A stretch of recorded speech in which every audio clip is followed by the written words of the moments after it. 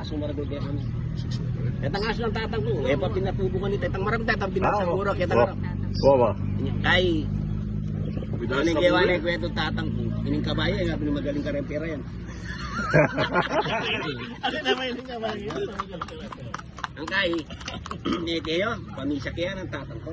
1990 lalaki simpa. Ang balik, ang ganda mo. Mong! Anong tatang ko, pamisa kaya pinasok ko.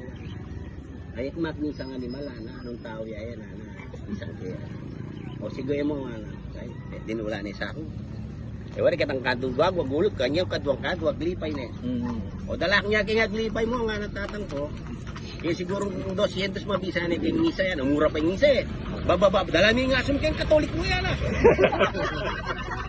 Okay. Pagkakanya naman kanya. Ay mo, nandin alam ba? Ayaw mo naman sinabi natin bayad eh yan. O sige mo, luto niya mo, iuli mo niya mo, nangangalapis sabihin, kargareta mo niya mo. Kasi malagwag, iuli. Kalesa, ating pangkalesa ka tagwag eh.